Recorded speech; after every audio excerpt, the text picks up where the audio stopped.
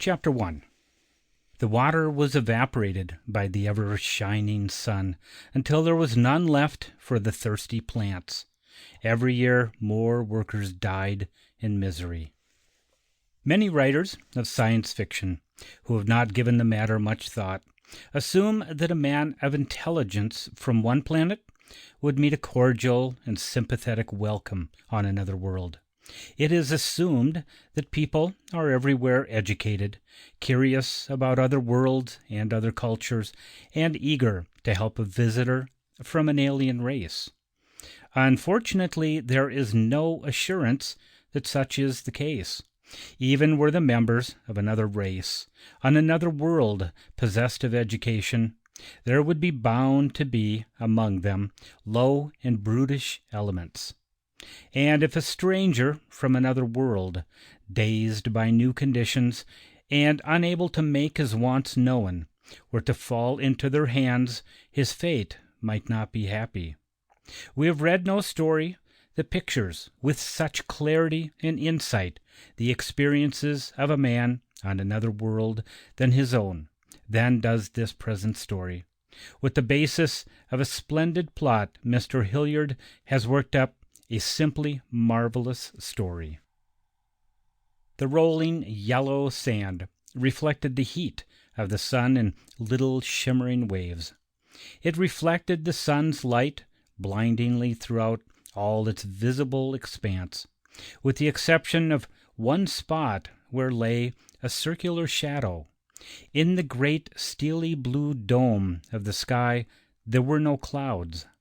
The shadow, although not large, was very dark and distinct.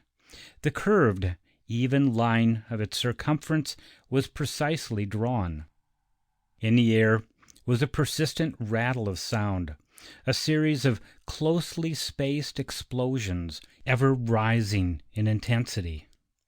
Suddenly a small, uneven shadow detached itself from the circular one and floated swiftly across the sand. The rattling sound increased to a tremendous booming roar, and the large shadow began to fade. At the same time, the smaller one grew steadily darker. High above the sand, a man was falling, much too swiftly. The surface of the sand had been shaped into hills by the prevailing winds. These long, ridge-like hills, or dunes, were convex and gradual in slope on their windward sides, but on their lee sides they were concave and very steep. It was near the top of one of these steep slopes that the man landed. His frail legs and body crumpled under the weight of his head. He pitched forward and half rolled, half slid to the bottom, where he came to rest more gently, the target of a small avalanche of sand. Immediately he began to struggle, and failing in his attempts to rise, stretched his slim arms skyward and uttered a sharp, squealing cry, painfully prolonged. Far above him, a spherical object rapidly diminished in size. Fixedly, he watched the sunlight glinting on its polished gray sides, watched it shrink to a tiny ball, a point, and then nothing. He was alone. The pressure was horrible. He buried his head in the hot sand and clapped his ears in a vain attempt to ease the throbbing pain. They must have underestimated the weight of the Tunian atmosphere if they had expected him to live long here. It did not hurt his body, but his head was being crushed. He knew that he would soon die, and was glad. This wild, senseless punishment would be at an end. He opened his eyes again, and stared in growing fascination and wonder at the great arched blue dome above him. Gradually, the spectacle of this weirdly beautiful canopy occupied his whole attention. It was like a soft curtain of light blue material, hiding the blackness of the sky and the gleaming stars. Yet the sun shone through. For a moment he forgot his loneliness, his pain, in rapt contemplation of the immense perfection above him, but only for a moment. Then the explanation came to him. That beautiful blue was the heavy atmosphere of Tune, which was slowly crushing him to death. He closed his eyes. The heat was terrific, but not as intense as he had expected. Tune was nearer the sun than was his own world, millions of miles nearer. Yet he was not badly burnt, and this puzzled him. The explanation must again lie in the heavy atmosphere, serving as insulation. He finally decided he didn't care. He felt strangely detached. What signifies life, nor death, to a tiny being separated by 50 million miles from any of its kind? Deposited on this strange planet, he had no hopes of survival. His only emotion was astonishment that he had lived a moment. He struggled to remove the parachute that had been so inadequate in easing his fall. Movement, even the raising of an arm, was serious effort. He was glued to the ground by the tremendous gravitational pull of a planet so much greater in size than his own.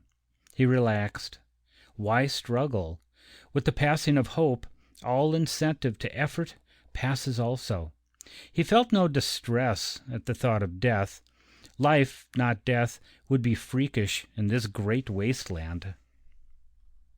And he was past anger now. What they had done to him, they had done through hate and fear. Only hate and fear could conceive of so fantastic a torture for a fellow being. There was no satisfaction now in the knowledge that they had feared him, nor did he care about their hate. They had won. They would have their way, and all the people of the Lawton would suffer in consequence. Lawton. A wave of sick loneliness swept over him. A point in the sky, obscured by a weird curtain of blue. His home. Certainly no man had ever suffered thus. A surge of self-pity welled up within him. Certainly no being had ever been forced to long for the world, the globe which gave it birth. This horror was reserved for him alone. He clenched his fists. Reason returned to rescue him from emotion. Lawton did not exist for him. He was outside of the world, a tiny flame of consciousness in space. And what did that amount to, after all? He asked himself. What but death? For a long time he lay there in the sand, quite motionless. The sun was sinking. Its blazing heat was abating somewhat. Its face was large and red. For miles across the surface of the sand, the shadows of the dunes were stretching out, and out of the sunset a tiny speck of black appeared. Where he lay, the man heard the sound of it, a steady drone or buzz. At first it did not catch his attention. Its inception was so gradual. But soon it became a roar, and he opened his eyes with a start. He had heard no sound since the departure of the spaceship, had expected none. An uneasy excitement gripped him. He strained his eyes upward. Suddenly, over the dune against which he lay, there shot something, roaring thunderously. He cowered down, stunned by the terrific sound of it. But he watched it with wide eyes as it moved across the sky. It was T-shaped, with the cross-piece going before. Beneath it hung two wheels. It gleamed metallically. Without attempting to rise, he howled shrilly, time after time, catching his breath in gasps, while the thing moved steadily away. Following an undeviating line, it left him far behind, diminished to a speck, and disappeared. The sound of it lingered when he could see it no longer. His breath came quickly, spasmodically, through parted lips. His throat was tight, and his heart pounded. The staggering surprise of what he had seen and heard left him incapable of thought. His mind was a racing turmoil of questions. His contentment, his resignation were gone, destroyed in a moment, and in their place rose a great uneasiness. The return of hope to a man who has definitely put it away from him is a joy closely akin to pain in its intensity. His whole body shook as he struggled with the sand, attempting to rise. He had seen a machine, he knew. It could not have been an animal. It was not alive, and it was made of metal. A machine meant reasoning beings. There must be reasoning beings on Toon, where Lawton's scientists had argued that they could not be, and machines that traveled through space. Perhaps, as the new possibilities of his situation burst upon him, his homesickness returned 1,000-fold, and he knew that he could rest no longer, could not wait in the sand for death. He must struggle, he must strive until the end came, because there was a chance. Immediately his mind became purposeful, and he took stock of his position. He knew that the whole of Toon was not like this great stretch of sand. Thousands of years of observation of the bright planet had convinced the scientists of the Lawton that it bore vegetation, and probably animal life of some sort. But rational beings? His astonishment reasserted itself. 5,000 years of systematic signaling had brought no response, and the project had lately been abandoned. Yet he shook his head and returned to his problem. He must not waste time now. He had food enough in his stomach to last 3 days at least, and he would not need water for even longer. He suddenly realized with enormous satisfaction that the pain in his head was considerably less than at first. Perhaps his system would be able to adjust itself to the atmospheric pressure. The great question was where and how to go. He must go somewhere. Only motion would satisfy his craving for accomplishment of some sort. He would get no help on this great sterile plain. He had no guarantee that another of the flying machines would come near him, and even if it did, there was not much hope of attracting its attention. No, he must move. He decided to follow in the direction the machine had taken. Its destination might be nearby, or it might be thousands of miles away. The probability seemed to be in favor of the former hypothesis, because the machine had been moving so very slowly. Anyway, it was a chance. Pulling his legs up under him, he made another determined attempt to rise, and finally succeeded in standing erect. But it made his legs ache terribly, and when he tried a step, he slipped, falling back with a jarring thud. He would have to crawl. Ridding himself of the parachute, and with no further hesitation, he set out, crawling slowly and laboriously, keeping the sun at his back. The heat was less oppressive now. The sun had sunk to a point where its rays were no hotter than at midday on his Lawton, and he marveled at the similarity of the two climates. He had seen none of the water vapors that astronomers described as almost constantly enveloping Toon. Toon, what had he seen of it? Seemed to be as dry as the Lawton, if not more so. He climbed the long, gradual slope of a dune, and after surveying the endless stretch of sand which met his view at the top, slid down the steep side and crawled doggedly on. Night was falling. The blue dome above him steadily darkened until it began to take on the appearance of his own native sky. He was dead tired within an hour. He lay still for a time, breathing deeply, marshalling his strength. He was in excellent physical condition, but here his body was so heavy that the slightest motion was a strain, Soon, however, his eager spirit drove him onward. At the end of another hour, happening to raise his head, he uttered an involuntary cry. Points of light glimmered in the sky. So he was to see the stars after all, though only at night, it seemed. He was relieved. In the back of his mind had been the ever-growing certainty that he would not be able to keep a direct course. He rested again, and picked out certain designs that would be helpful as guides. He wondered if one of them were Latin. They were very dim, and they blinked strangely, and their arrangement was meaningless to him. He fixed upon one of them, the brightest, and imagined that it might be his world, where his friends were, and his enemies, where his wives grieved for him, perhaps, where his children laughed and played, where he might one day return. He crawled along through the sand. It was not really dark, only twilight. He wondered if this were night on Tune. It must be.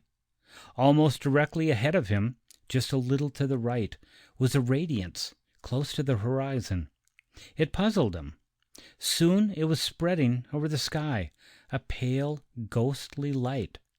Then a bright point appeared, a line. It grew. He stared in abject wonder while a great white disk mounted into the sky, illuminating the scene around. He rested a while and watched it. It was Tune's satellite. It could be nothing else. But beside it, the two luminaries of his own world were as pygmies. He was still watching it, fascinated, when he resumed his journey. Chapter 2, Signs of Life. All through the night he traveled, and into the rising sun. The noonday heat forced him to take a prolonged rest, but he fought on as soon as possible, and sunset found him crawling weakly onward. The cool of night revived him somewhat. He knew that the strain under which he labored would hasten his time of sleep, and that worried him.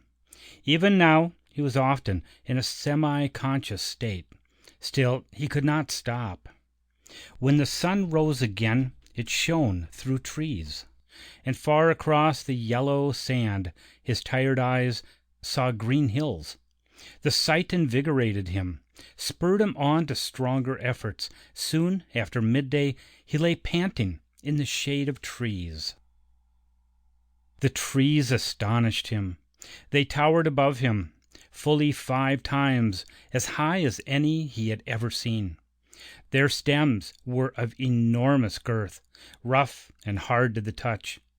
There seemed to be something moving in their heavy foliage, far above him, and he heard faint, sharp whistling sounds. He looked around uneasily. The size of the trees worried him. If there were animal life, it might be proportionately large. He shuddered.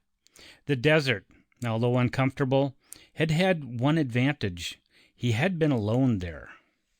Still, it was not loneliness that he was seeking, he thought grimly. Obviously he stiffened. He had been staring abstractly at the coarse grass which grew thickly around him. Now his eyes became focused upon a movement there, not 3 feet away.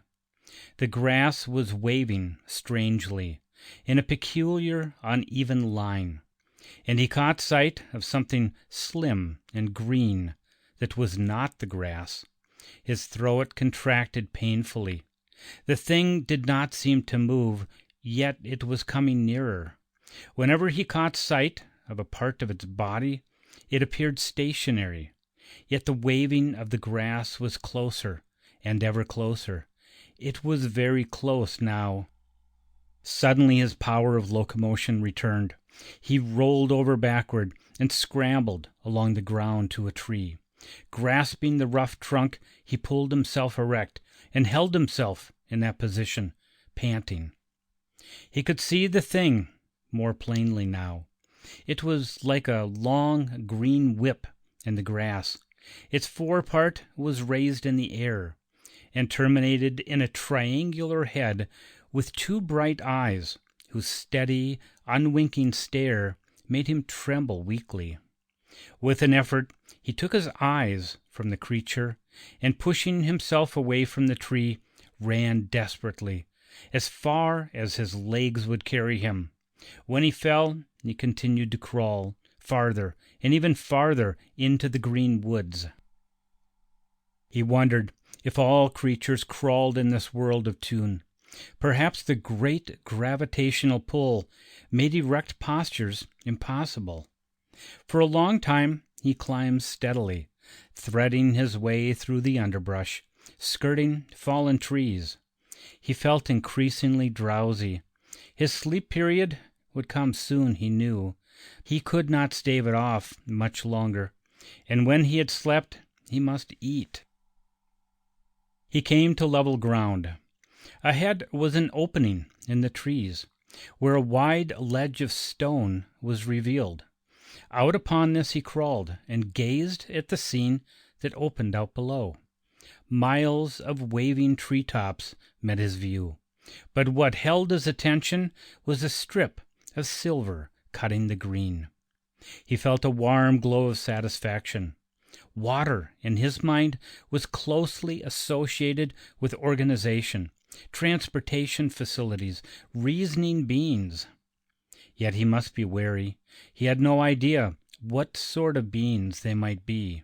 This might be a canal, but it was strangely irregular in its course. At least he was making progress. A peculiar ringing sound came from the trees below. It was utterly unfamiliar to him.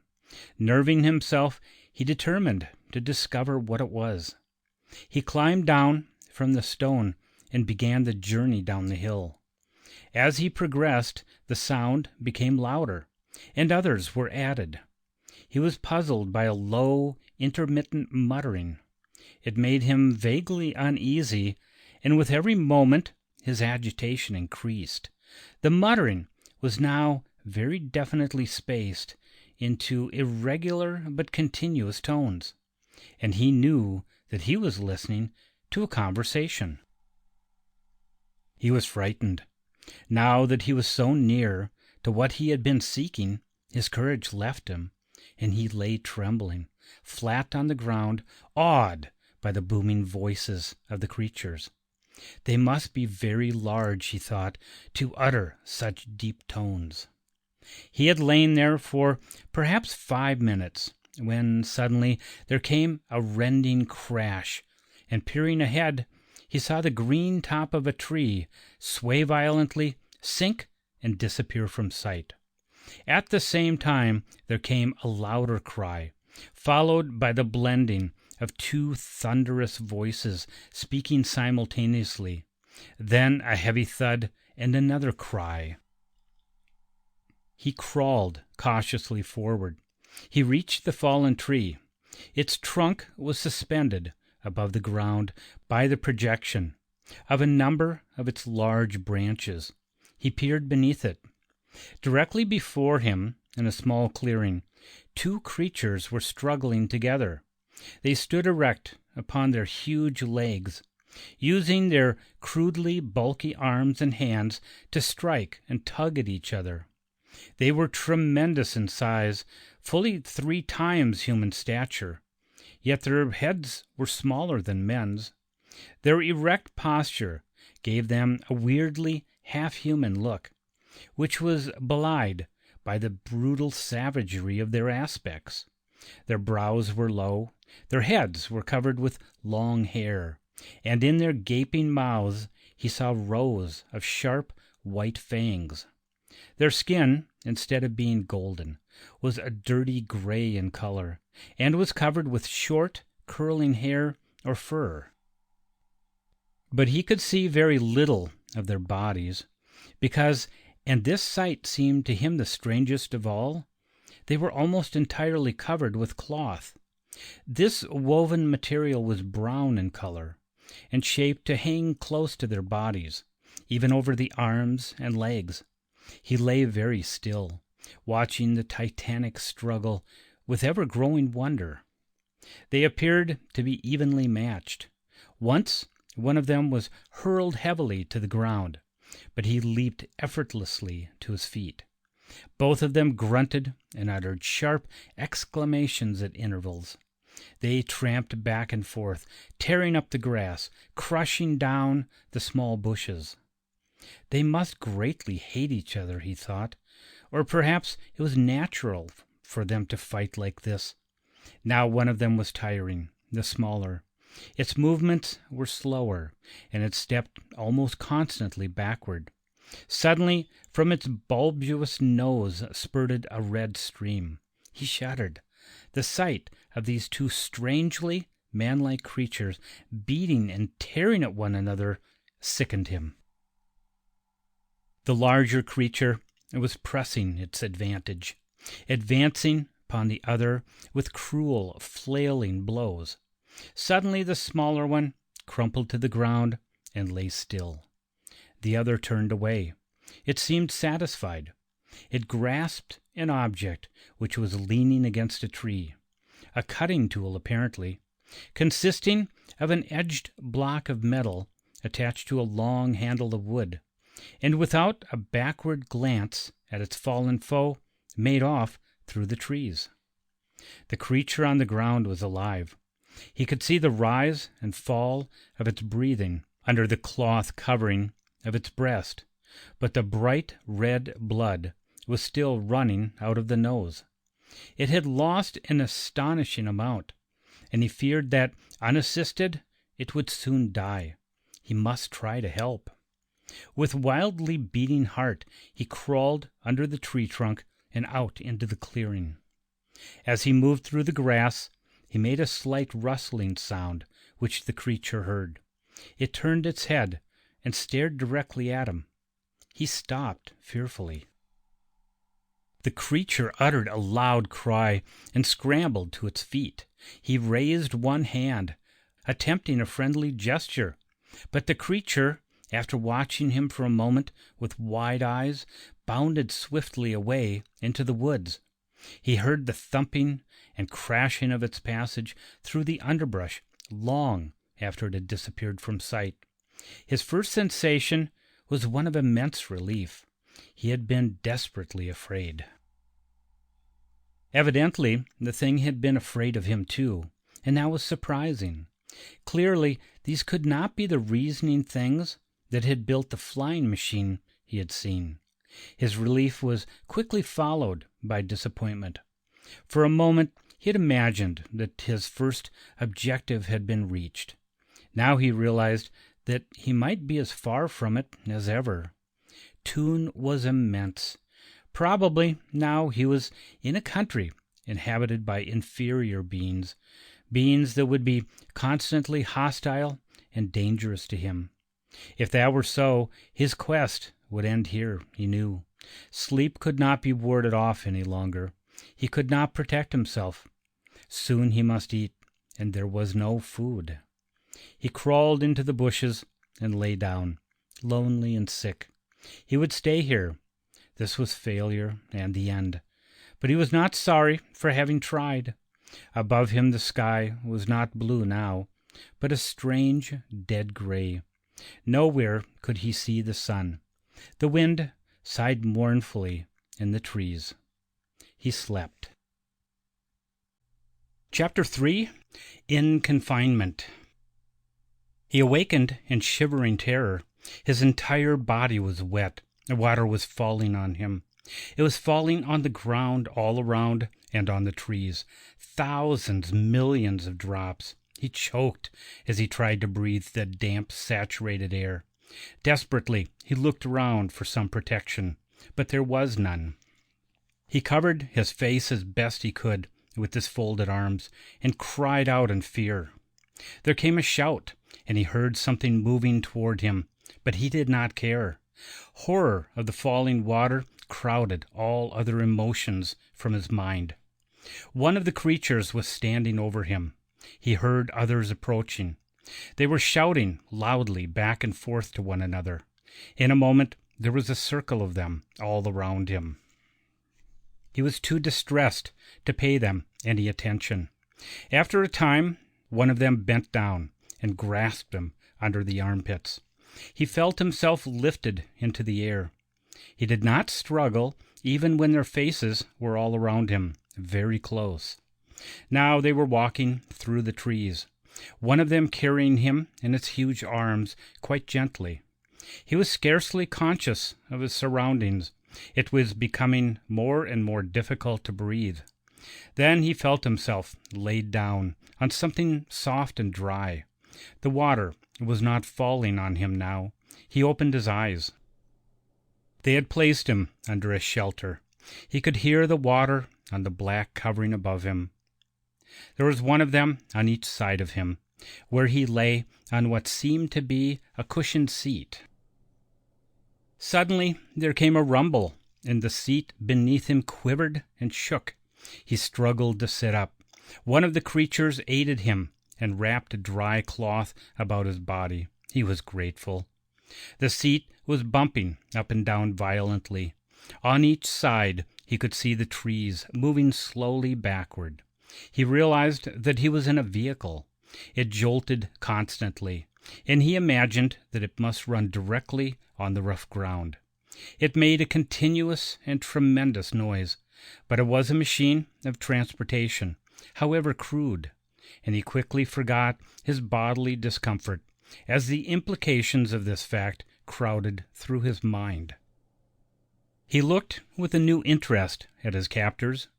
They were talking together excitedly, evidently about him, for they never removed their eyes from him. In spite of their strangeness and savagery, they must have reasoning minds. He could be pretty sure of that now. The vehicle came to rest, and to either side he saw structures, made evidently of cut trees. Then his heart leaped again as he saw that they had glass. So they knew how to make that. There were only a few pieces of it let into the walls, but it was certainly glass, and his hopes rose a bit higher. They carried him into one of the houses. It was quite dark. They set him down upon a large table.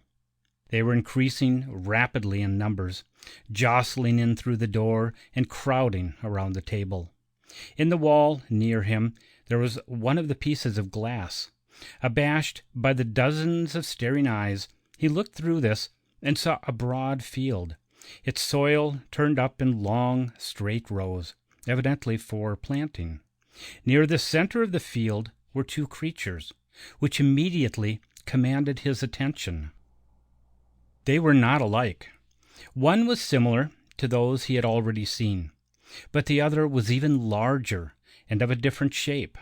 4 legs carried the great, bulky body, which rested in a horizontal position, as did the thick neck and long tapering head. It was dragging the tool, which turned up the furrows of soil, while the other followed behind, governing its direction. Clearly, he thought, there were many types of creatures on Toon. He would have to try to understand their relations to one another. Inside the room there was much noise, and the air was hot, damp, and very unpleasant to breathe. He was not afraid of the creatures now, and instinctively he realized that it was curiosity that brought them here, and that they meant him no harm. A few were trying to speak to him, looking directly into his eyes and making monosyllabic sounds. This amused him at first. They would not be quite so hopeful if they understood from where he had come. But in another moment his amusement had vanished. One of the creatures standing near placed a finger close to where he sat, at the same time uttering a short dissyllabic sound. Table. A thrill shot through him.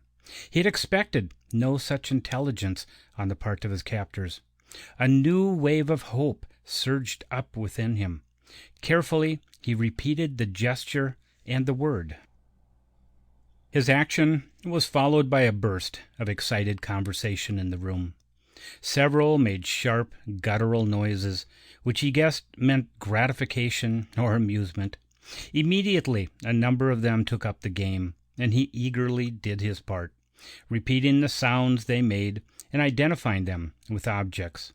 With every possible gesture, he tried to indicate to them his pleasure and gratification. He was sorry when they began to go away. It had been getting steadily darker for some time, when suddenly the room was brilliantly illuminated, and looking quickly around, he saw a number of bright globes. This event brought him to a high pitch of elation. The character of the vehicle in which he had ridden had made him fear that they knew nothing of electricity, but here was tangible evidence that they did. His dream of a return to Lawton seemed less like a wild imagining at every moment. He was beginning to think of these creatures as people, almost human beings. Now only two of them remained. From their glances, he knew that they were talking about him.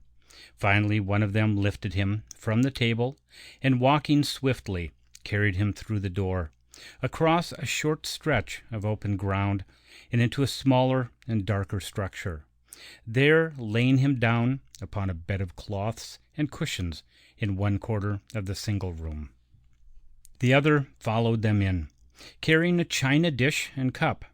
Setting these beside him, they both pointed with their fingers to their open mouths. He understood immediately and was glad. He needed nourishment badly. But when he looked into the dish, his pleasure abated. It contained an assortment of what appeared to be parts of plants, and he tried to conceal his horror. Animal flesh.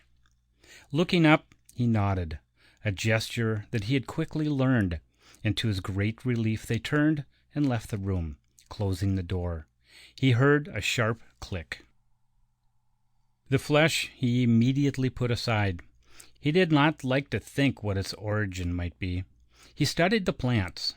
They had evidently been subjected to a heat process, but had not been chemically refined in any way. The percentage of nourishment in them must be very low, and it would be necessary for him to eat great quantities to sustain his strength. He wondered how long his stomach could stand it.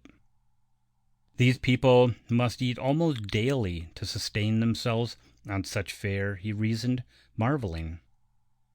With the prolonged implement that they had given him, he set to work to mash the food into as soft a mass as possible. This process they accomplished easily with their fangs, he knew. The taste was anything but pleasing, and he had great difficulty in swallowing. But he finally managed to assuage his hunger and felt better. He drank a little water from the cup, which contained enough to supply him for at least 5 days. This done, he stretched himself out upon the bed and gave himself over to pleasant reflection. A far cry, he thought, from the man lying helpless in the desert, devoid of all hope, to the one who had established contact with a race of intelligent beings who would doubtless be willing to help him return to his own native world. He reflected that if the flying ship had not happened to come near him, he would most certainly have perished by now, perished in a foreign world, far away from those he loved, never knowing there was a chance for his salvation. But now he had taken the first step.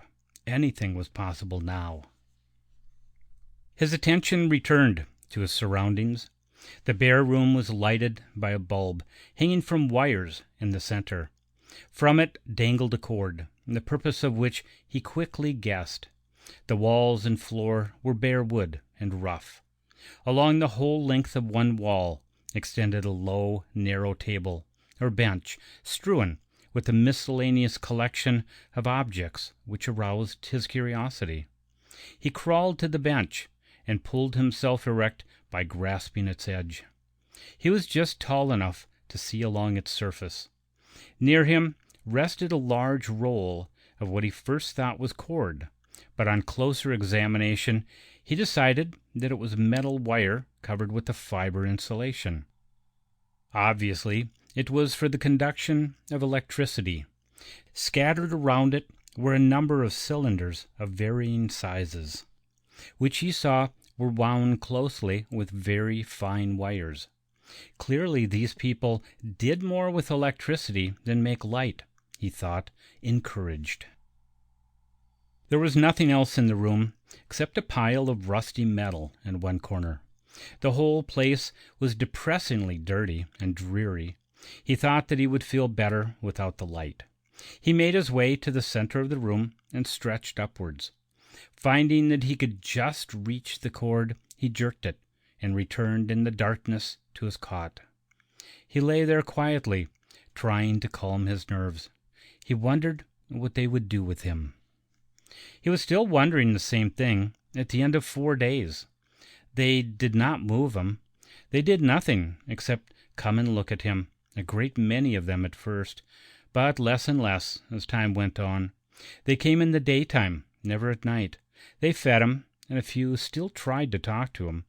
This pleased him, and he strove eagerly to understand and imitate, but they soon got tired and stopped. He learned to distinguish the males and females among the people that came, by differences in stature, length of hair, and clothing. He observed with complete bewilderment that the males often carried in their hands burning cylinders which they raised regularly to their mouths, blowing out smoke into the air. He guessed finally that this must be some sort of sanitary precaution. Now, however, he was left alone most of the time. They brought him food and then went away. He was uneasy. Physically, he felt far from well. The damp air made his throat and chest ache, and he feared that the long deprivation of sunlight was hurting him. He could not understand. Gathering his courage one day, he attempted to open the door. He reached up and turned the knob the way he had seen the people do, but it would not move when he pushed. He remembered the clicking sound he had heard every time after they went out. He became frightened. He did not understand this confinement. Why would they not let him out? There passed another day of mental torture. Would they let him die in his dark, dreary place? Had all his efforts merely led to a lonely, purposeless death? He wondered what they would do if he went out of his own accord, and finally decided that he must do it, even at the risk of offending them. Further inactivity he could not bear. Within 5 minutes he had formed a plan of action. It was night, the best time to work, for he must work undisturbed for a time. He made his way to the bench and collected 3 of the wound wire coils, which he dropped to the floor. With a cutting tool that he found, he managed to get a length of wire from the large roll. The tool was very heavy. Next, he crawled to the corner and selected a number of small pieces of metal. He rested for a while, studying the light bulb which hung in the center of the room. From the light it gave and the size of the filament, he roughly estimated the power of the current. Then, with a graphite writing instrument that he had found, he drew a diagram on the floor. He took a very long time doing this and labeled it carefully. When he had finished, the little window at the end of the room showed that dawn was breaking outside. Hurriedly then he set to work with the metal, the coils, and the wire, twisting, winding, connecting, and cross-connecting, constantly glancing at his diagram and at the window. Finally, when it was broad daylight outside, he gave a sigh of satisfaction. He had achieved an ugly, jumbled apparatus, vaguely cylindrical in shape, with a point of metal at one end. He laid it on the floor, and making his way to the bench, secured 2 more lengths of wire. He crawled under the bench to where the power line for the light ran down the wall, and there connected them. Then, securing his cup of water, he dipped it into the ends of the 2 wires and observed them for a moment. Satisfied, he carried them to his cylindrical apparatus and connected one of them at the end opposite the metal point. The other he did not immediately connect. Chapter 4. The Circus. He was breathing hard now and his face was flushed. For a long time he sat very still and listened, but he heard no sound. At last, moving very slowly, he carried a cylinder to the door. He raised it and placed the point against the metal lock under the knob. He pressed his lips tightly together and set his jaw. With the end of the wire, which he had not connected, he touched a point on the cylinder. There was no sound. There was no movement of the cylinder. Yet the metal lock dissolved, and daylight shot through the place where it had been. A cloud of light gray dust drifted lazily to the floor. He disconnected the wires. Carefully, he hid the thing under the cushions of his bed. Then he pushed open the door and crawled out into the sunlight. The sun felt warm and pleasant on his back. He heard a cry and looked up fearfully. One of the men of Toon was running towards him, carrying a dish. It was the man that brought his food. His throat was tight, and he was trembling. He knew that this was the supreme moment. He nodded his head and smiled. He raised one hand, palm upward. The man stopped directly in front of him and growled, then raised an arm, pointing at the door of his prison. He made a little murmuring sound to the man and raised his face to the sun, smiled, and nodded once more. The man pushed him backwards with one foot, always pointing at the door. He turned and crawled back into the shed. Dully he watched the man, who stood for a long time staring at the door where the lock had been, then strode to the pile of metal and picked up a chain. He did not move when he felt the chain around his body. He closed his eyes and did not open them until he heard the door shut.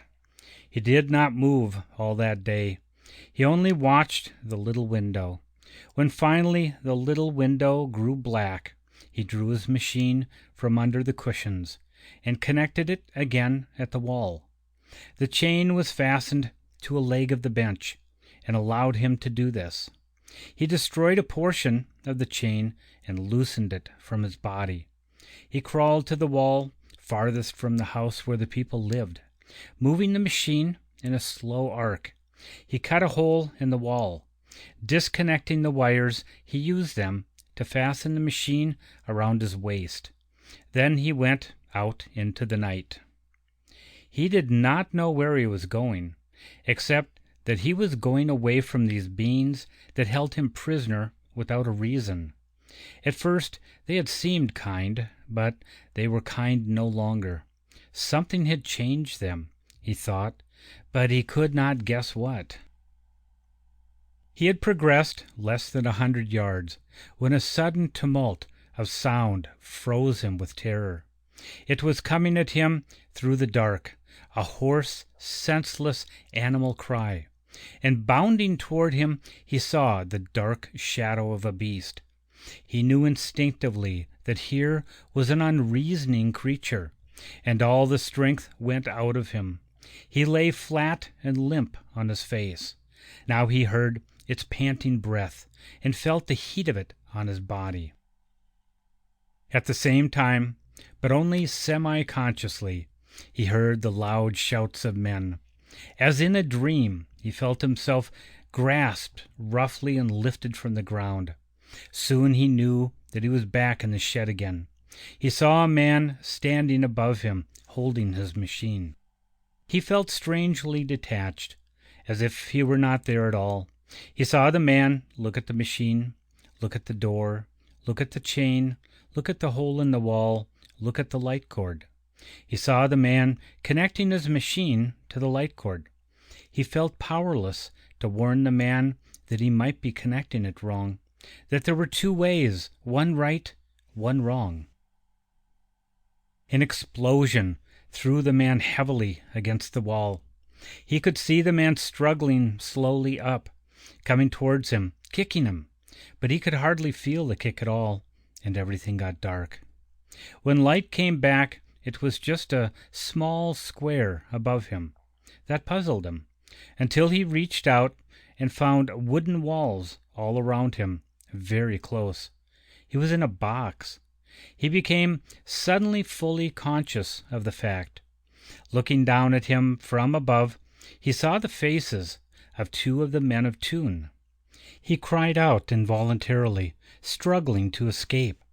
One of the creatures shook a heavy piece of metal threateningly over his head.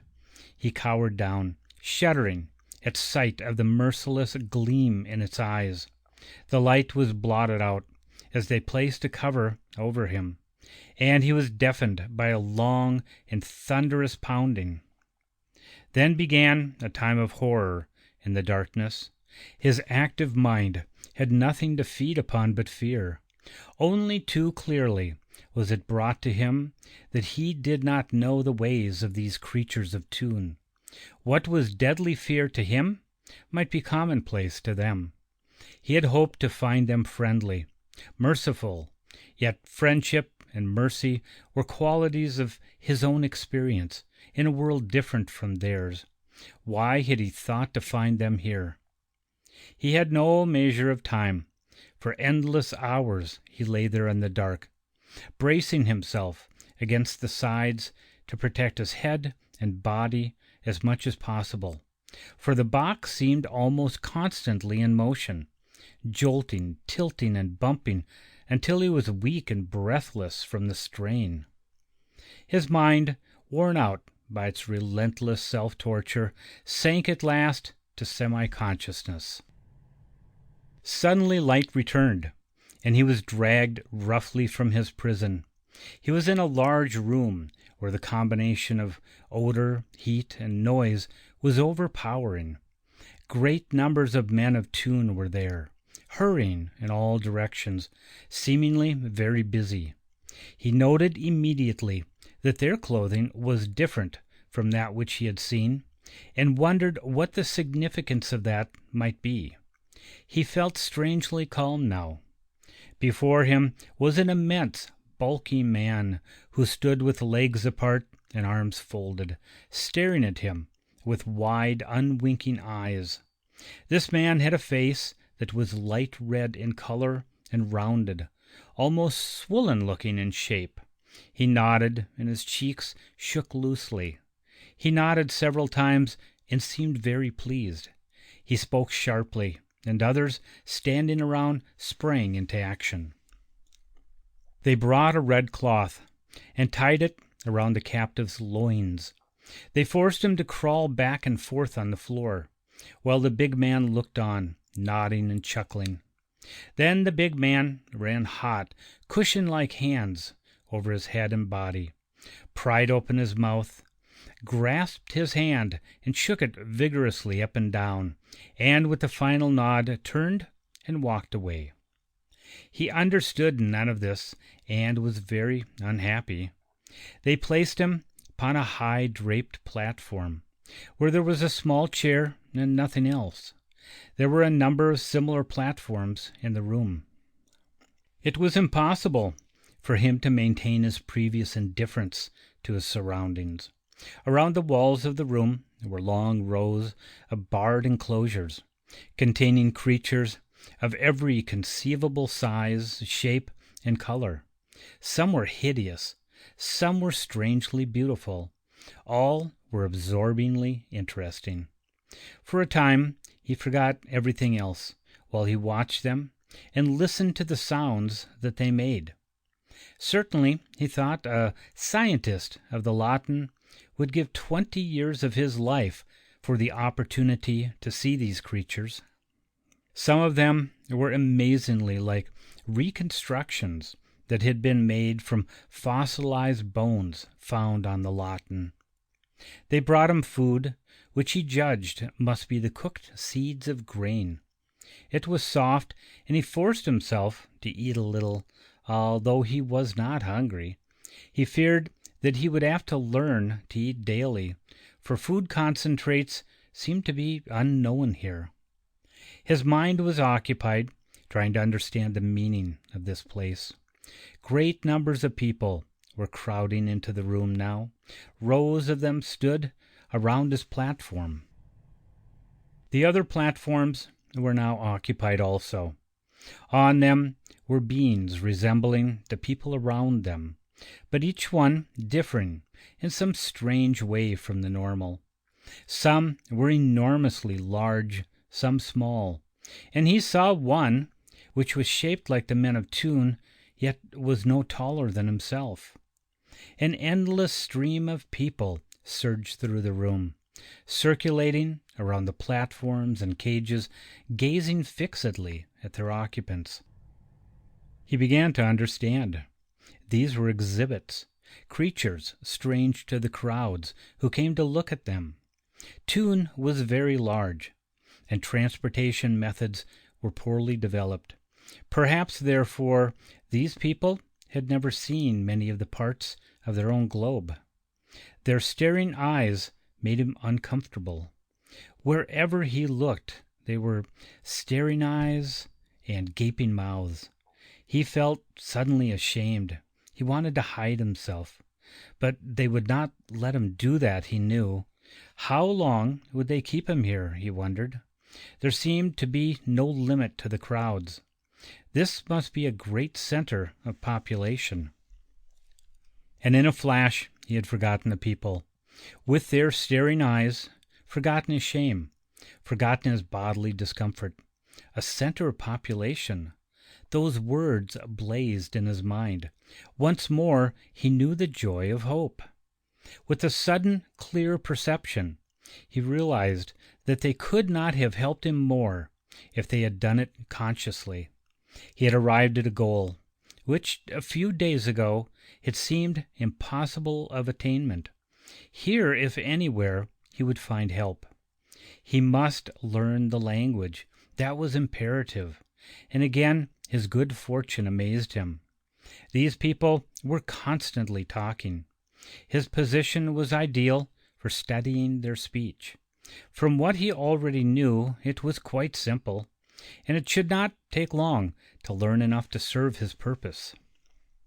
It took longer than he had expected, mainly because the people were not there all of the time. They came only at certain periods of the day, and he soon made a surprising discovery, that they slept during a great part of every night. In fact, almost 1/3 of their time seemed to be spent in an unconscious state. The creatures in the cages slept even more. He could see no signs of intelligence in these caged creatures. They were dumb and were completely dominated by the men. He missed the sun badly. These people, in their dark houses and their draped bodies, did not seem to need it. Often he felt quite ill, but tried not to worry about his health. At night, when alone, he practiced the sounds he had learned and rehearsed the things he was going to say when his chance came. He passed through a sleep period, and then on the 9th day decided that he was ready. To the attendant who brought his food he said, "I talk." The man started violently and gaped at him. "Talk," he repeated blankly. "Yes." The attendant looked at him uncertainly for a long time, and then walked slowly away. He was disappointed, but he was not kept waiting long. Soon the man returned, accompanied by another. "Bloomberg wants to see you," they said. He did not understand that and shook his head. However, they lifted him from his platform and carried him out of the room. They took him up a long series of steps and through dark corridors and into a small room. Here it was cool and light. In the center was a desk, and behind it sat the large man he had seen once before. "Set him on the desk here," ordered the large man. "Now, little feller, they tell me you're talking." "I talk." "Well, well, well," said the large man jovially. "What'll we talk about? I'm Bloomberg, and I run this circus. Who are you?" He understood only the last words, but they were what he was waiting for. "I am man of Lawton," he said carefully. "Lawton is world more far from Heat Star." "What? Say that again." "I not live in your world, in this world." "The hell you don't." Again, he did not understand what the large man meant, and looked around helplessly. Then he saw a writing instrument on the desk and picked it up. Bloomberg pushed forward a piece of white paper. Quickly he drew, in its center, a large circle with lines extending from its circumference to indicate radiation. Outside it, he drew 4 small circles at varying distance from the central one. "Hey, Edgar, come here," called Bloomberg. A pale young man, who had been sitting in a corner, approached the desk, saying, "Yes?" He looked pleadingly at the pale young man. He placed his fingertip on the large circle and said, "Heat star." "Sun," said the young man quickly. "Sun," he repeated gratefully. Next he indicated the 3rd little circle from the center. "This world?" he said. "Earth," said the young man. "Earth. This world is Earth." "Yes." Bloomberg grumbled. "What is this, a joke?" He could not understand Bloomberg. Eagerly he looked into the face of the pale young man and indicated the 4th little circle. "Mars," said Edgar. "Mars!" he cried jubilantly. He pointed his finger at himself. "I am man of Mars," he said. There was silence in the room while they both stared at him. Then the big man began to laugh. His body shook and his red cheeks jumped up and down. "So you are a Martian, eh?" "Yes, a Martian." Bloomberg was still laughing. "That ought to go big in the show, huh, Edgar?" he said. "Yes, sir," said the young man. "If you live on Mars, what are you doing here?" The Martian had been expecting this question. "They send me away to Earth." "Why did they send you away to Earth?" Chapter 5. Bloomberg Promises. The Martian began to speak slowly, carefully. Through long days and nights he had rehearsed his story, knowing he would have to tell it. The pale young man helped him often at points where he lacked words. He told of the scarcity of water on Mars, of how there was only a little that had to be preserved carefully. Here Bloomberg interrupted. "How much water has this chap been drinking?" "Less than a cup, sir, in almost 10 days," said Edgar. "The attendant was telling me." Bloomberg grunted. "Go on," he said. He told of the social order of Mars, of the 3 great classes, the aristocrats, the scientists, and the workers. The aristocrats, he explained, were the rulers, who utilized the knowledge of the scientists and the energy of the workers to build up a state for themselves. He told how, once a year, the water rushed down the canals from the melting polar ice caps, spreading vegetation over the face of the planet, and of how quickly this precious water disappeared, evaporated by the ever-shining sun, until there was none left for the thirsty plants, and they died. Thus every year the famine was worse on Mars, and more workers died. He told how he and other scientists had wanted to spread oil on the canals to stop evaporation, and of how the aristocrats had forbidden them to do it. He told of the plan he had conceived to control the waters at the head of the canals when the ice melted in the spring, so as to force the aristocrats to come to terms. And finally, he told of the premature discovery of his plan, of their great anger and fear, of their determination to punish him as no man had ever been punished before, of his banishment from the very world in which he lived. There was a long silence when he had finished. At last Bloomberg coughed and shook himself. "That's a fine story," he grumbled, "but you left something out. What I want to know is, how did you get here?" "In a space traveler," said the Martian. "What's that?" Carefully, laboriously, he described the spaceship. With the pencil, he sketched diagram after diagram, while the pale young man helped him and labeled them as he directed. The young man was becoming visibly excited. When the Martian had finished, he burst out, "By God, it would do it! Look!" "Shut up," said Blumberg. The perspiration was standing out in large beads on his forehead.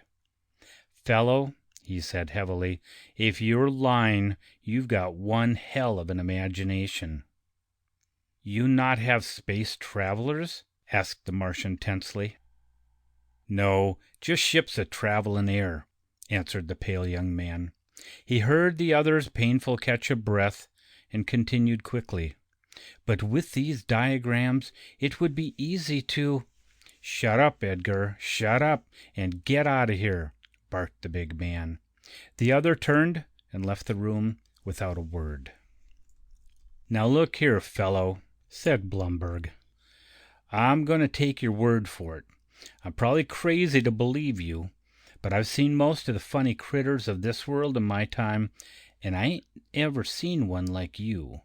So you may come from Mars for all I know."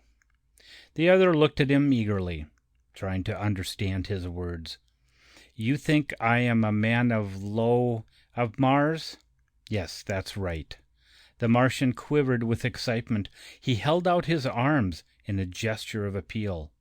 "You help me?" "Yes." "You help me go to Mars?" Blumberg looked down at the desktop and was silent. "Yes, I'll help you," said Blumberg suddenly. He stood up and patted the other softly on the head. "Sure, you bet." The Martian lay upon his back on a leather couch in a small room where they had taken him. His eyes were wide and shining, his hands clenched and opened convulsively. It seemed to him that he had been waiting for days. The door opened and Blumberg entered, followed by a smaller man. As the Martian struggled to his knees to greet him, he spoke heartily. "Hello there. Think I wasn't coming? No use being in too much of a hurry, you know. Meet Dr. Smith. He's a scientist like you." The Martian nodded and smiled at them happily. Dr. Smith looked at him long and curiously, meanwhile automatically seating himself in a chair close to the couch.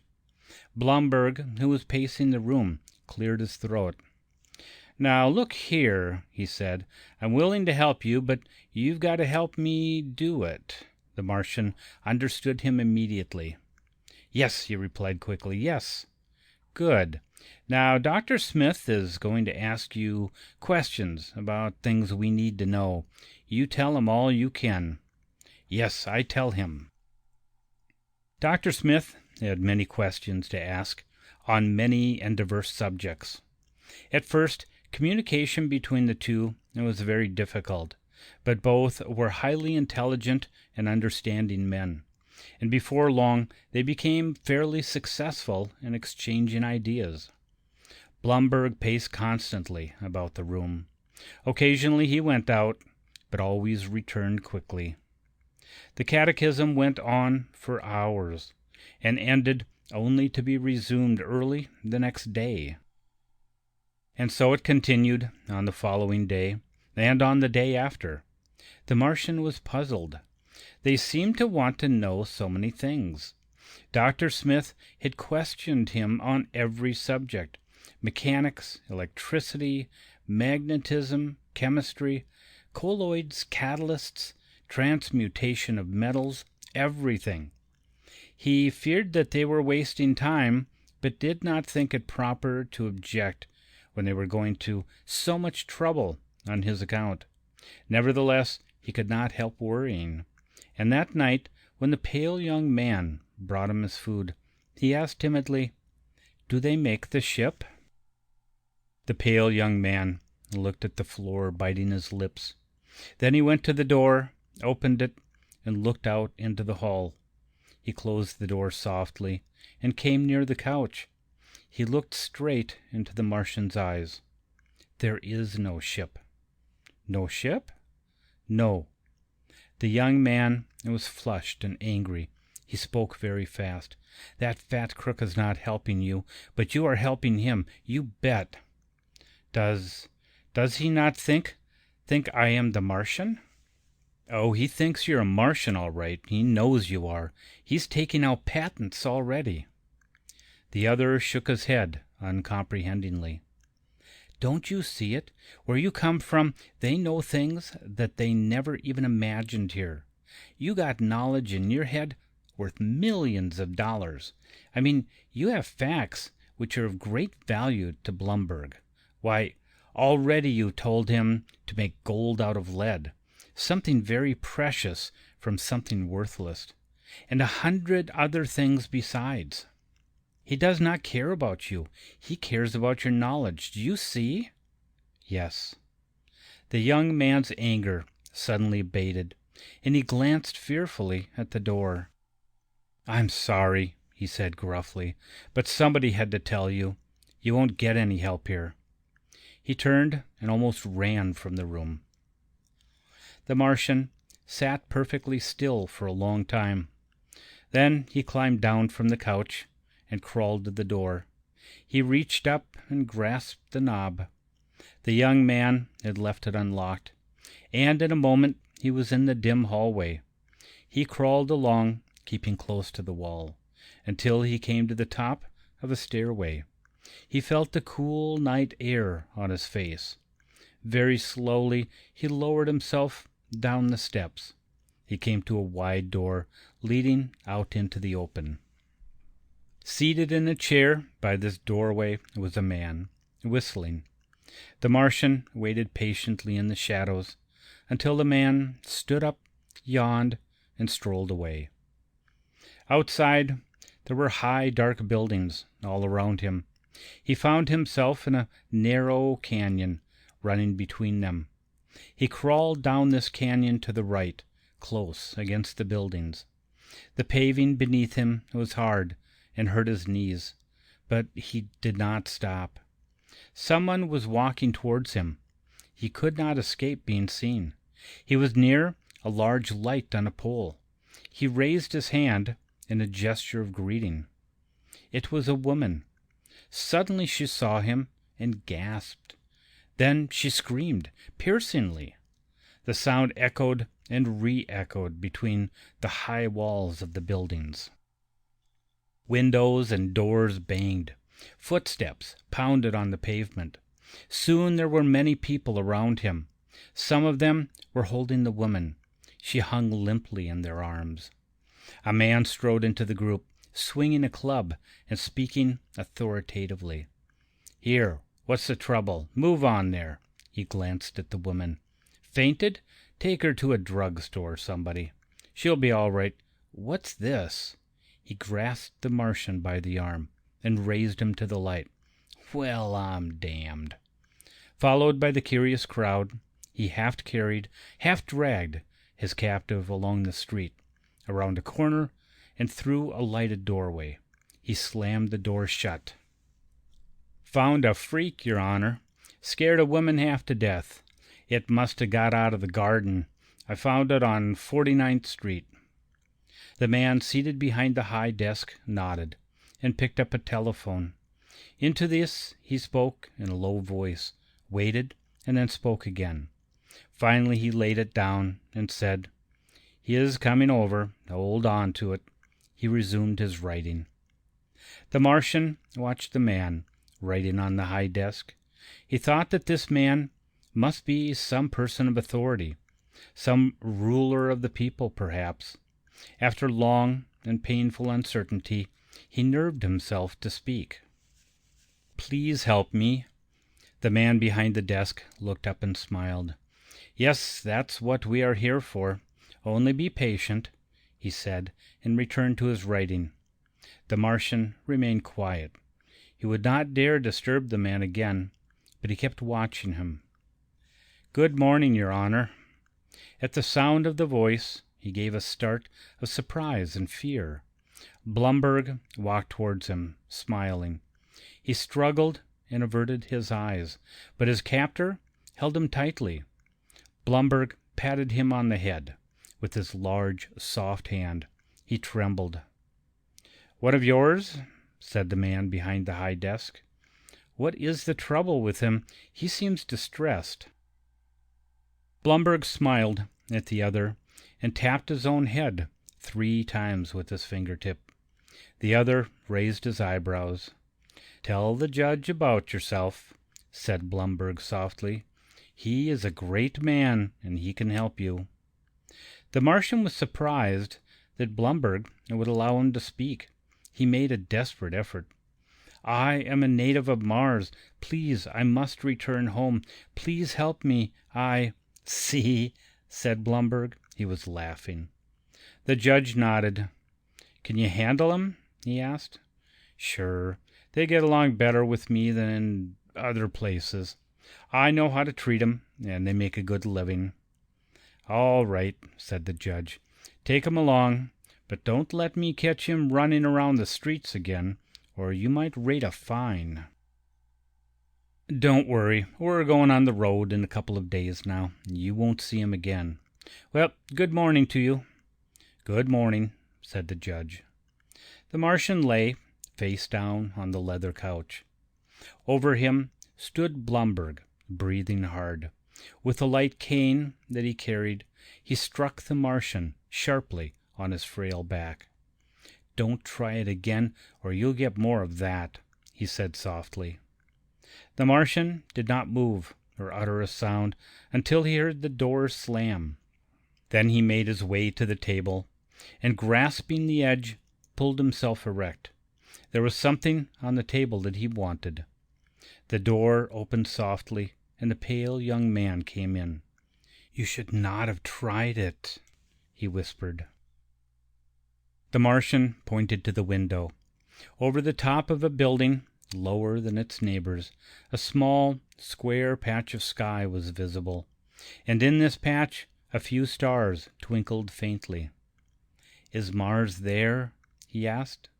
The young man was silent for a moment, looking at the floor and biting his lips. Then, "Yes," he said, "as it happens, it is. Mars is the brightest of those stars, and the topmost." "Thank you," said the Martian. "You have been very kind to me." The pale young man looked at him and at the table. Then he turned without a word and left the room. The Martian did not take his eyes from the little point of light, but one of his hands reached over the table and grasped a knife which lay there. His eyes still on Lawton, his home, he plunged the knife into his heart, and the little point of light, while he fixedly watched it, flickered and died. The end.